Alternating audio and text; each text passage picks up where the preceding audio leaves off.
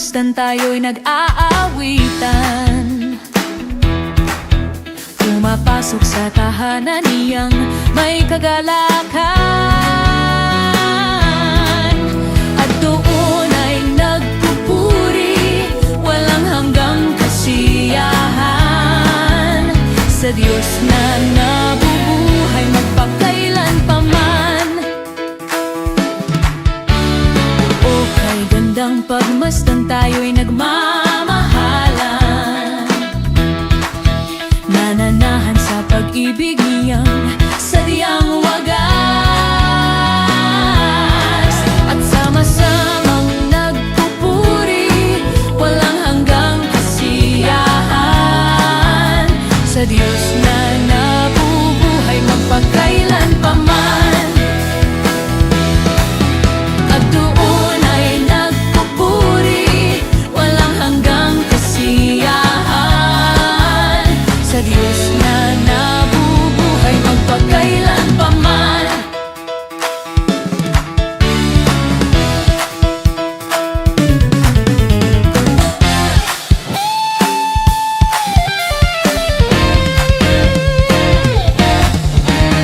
O kay gandang pagmasdan tayo'y nag-aawitan, pumapasok sa tahanan niyang may kagalakan.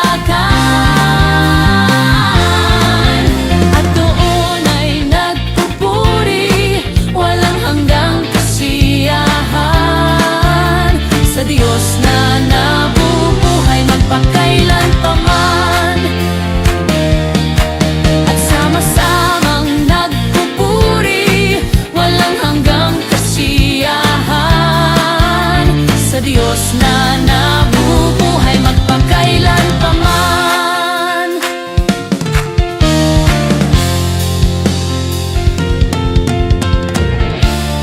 Habang buhay, papupurihan ka, o aming Diyos Ama. Habang buhay, pag-ibig ko'y sa iyo lamang.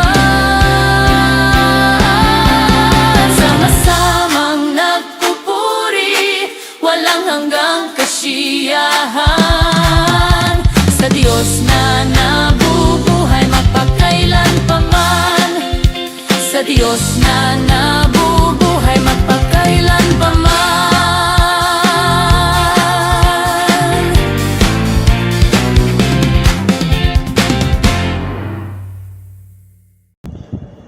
Mapagpalang gabi po mga kapatid at mga magulang. Tonight, I want to talk about something that affects every part of our lives. Our Christian identity. Marami pong tao ang nagtatanong, sino ba talaga ako? Some find their identity in their achievements, right? Careers, relationships, and even social media, or even their failures. But as believers, our identity is not defined by the world. It is defined by Christ. Amen? Kaya nga ang sabi ng 2 Corinthians chapter 5 verse 17, therefore, if anyone is in Christ, he is a new creation. The old has passed away, behold, the new has come. This verse reminds us that when we receive Jesus as our Lord and Savior, we are no longer the same person. God gives us a new identity. We are children of God. Ang pinakamahalaga pong katotohanan tungkol sa ating pagkatao ay anak tayo ng Diyos. Hindi tayo tinanggap ng Diyos dahil perfect tayo. Tinanggap niya tayo dahil sa kanyang pagmamahal at sa kanyang biyaya sa bawat isa sa atin. When we become followers of Christ, we become members of God's family. We are loved. We are accepted and valued. Not because of what we have done, but because of what Jesus has done for us. Kaya kapatid, kapag pakiramdam mo ay hindi ka mahal, kapag pakiramdam mo ay hindi ka sapat, remember this truth. God calls you His child. Your worth comes from Him. Kaya we are forgiven, not defined by our past. Maraming Kristiyano ang nahihirapang iwan ang kanilang nakaraan. They keep carrying guilt, shame, and regret. But the gospel tells us that Jesus already paid the price of our sin. Kapag pinatawad po tayo ng Diyos, hindi na po niya tayo itinuturing ayon sa ating dating buhay. He sees us through Christ. Stop allowing your past to define your future. Learn from your mistakes, but don't live under condemnation. Walk in the freedom that Christ has given to you. We are called to reflect Christ, mga kapatid. Ang Christian identity ay hindi lamang po tungkol sa kung sino tayo, kundi pati na rin sa kung papaano tayo mamuhay. People should see Jesus in the way we speak, in the way we love, forgive, and serve others. Our identity should influence our character. Kapag tayo ay nasa school, kapag tayo po ay nasa ating workplace, kapag tayo ay nasa ating business o nasa ating tahanan, people should recognize that we belong to Christ. Not just because of our words, but because of our lifestyle. Kaya mga kapatid at mga magulang, makita sa atin ang katotohanan na tayo'y anak ng Diyos. Dahil tinanggap na natin si Kristo bilang ating Panginoon at sariling tagapagligtas. We have a purpose. Hindi po tayo iniligtas ng Diyos para lamang makarating sa langit. He saved for us for a purpose. God has given each of us gifts, talents, and opportunities to serve Him and bless others. Your identity is connected to your mission. Whether you are a student, you are employee, whether you are a parent or a business owner or a church workers, God can use your life for His glory. Never underestimate what God can do through someone who knows their identity in Christ. Sa isa pong pagtitipon, may isang bata po na tinanong, ano ang pinakamahalagang bagay na dala mo ngayon? Marami ang nag-isip at marami ang nag-akala na laruan o pera o gamit ang sasabihin ng bata. Pero sabi niya, ang pangalan ko po. Nagulat sila at nagtanungan, bakit? Ang lakas ng hiyawan, ang lakas ng tanungan, bakit? Bakit pangalan mo ang sinabi mo? Alam niyo po ang sabi ng bata? Dahil ang pangalan ko po ay nagpapaalala kung kanino ako kabilang na pamilya. Mga kapatid, ang pinakamahalagang bagay na dapat po nating malaman ay hindi kung ano ang tingin ng mundo sa atin. Ang pinakamahalagang malaman natin, ako ay kay Kristo, ako ay anak ng Diyos, ako ay pinatawad, ako ay binago. Ako ay tinawag para sa kanyang layunin. Dahil alam natin kung kanino tayo kabilang. Alam natin dapat kung papaano tayo dapat mamuhay bilang mga Kristiyano. Mga kapatid, the world will always try to give us labels. Some will call us failures. Some will call us successful. Some will judge us by our appearance, by our education or background. But God's voice is greater than every voice. In Christ, we are children of God. We are forgiven. We are made new. We are called to reflect Christ. We are created for God's purpose. When we know who we are in Christ, we can live with confidence, with humility and faith because our identity is secure in Him. Kaya mga kapatid, mga magulang, tonight, every time fear and security or doubt comes into your heart, remind yourself, I am not defined by my past, my failures, or other people's opinion. I am defined by who God says I am. I belong to Christ. My dear brothers and sisters in Christ, may we continue to walk every day in the identity that God has given us.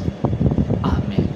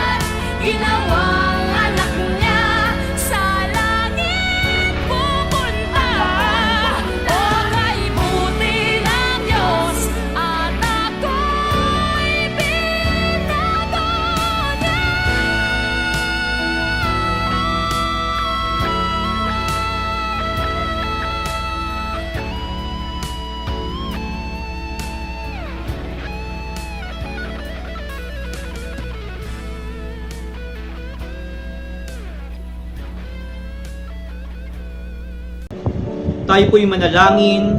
Aming mapagmahal na Ama sa langit, maraming salamat po sa araw na ito, sa gabing ito, at sa mensaheng ipinagkaloob mo po sa amin. Salamat dahil pinaalalahanan mo po kami kung sino kami kay Kristo, na kami ay iyong mga anak na pinatawad, minahal, at tinawag para sa iyong layunin.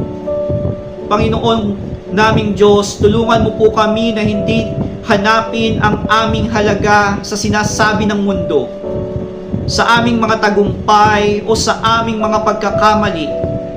Teach us to find our identity in you alone. Remind us every day that our worth comes from your love and grace. Panginoon, tulungan mo kaming mamuhay bilang mga tunay na tagasunod ni Jesus. Naway makita sa aming mga salita, kilos, at pakikitungo sa iba ang karakter ng Panginoong Hesukristo. Give us the strength to forgive, the humility to serve, and the courage to stand for what is right.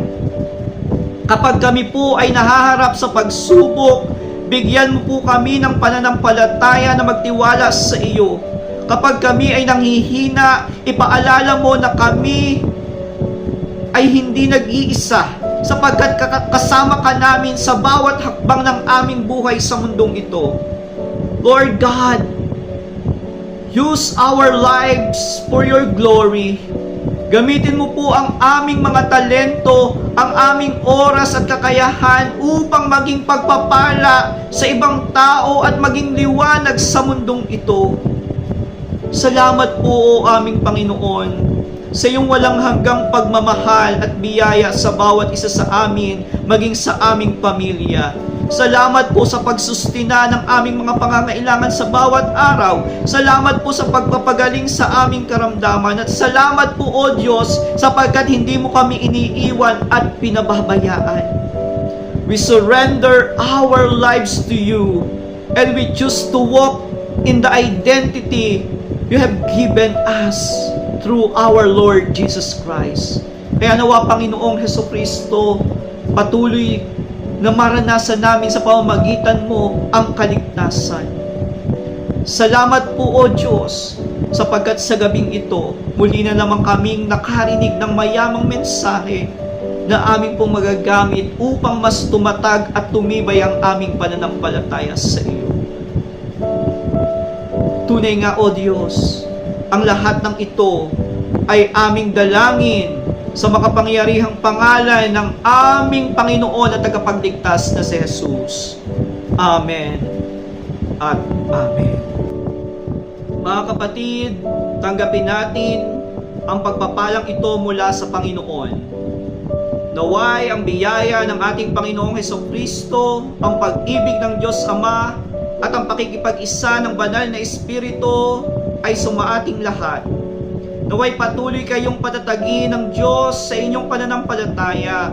Kapag kayo ay humarap sa mga pagsubok, naway maalala ninyo na kayo ay mga anak ng Diyos, minamahal, pinatatawad, at tinatawag para sa kanyang layunin. Naway ang kapayapaan ng Panginoon ang maghari sa inyong puso, ang kanyang karunungan ang gumabay sa inyong mga desisyon, at ang kanyang pag-ibig ang makita sa inyong mga salita at gawa. Humayo kayo, nadala ang pangalan ng ating Panginoong Hesukristo. Mamuhay kayo bilang kanyang mga kinatawan, may pananampalataya, may pag-asa, at may pag-ibig. Magmula ngayon at magpakailan-kailan paman, sa pangalan ng Ama, ng Anak, at ng Banal na Espiritu. Amen. Amen.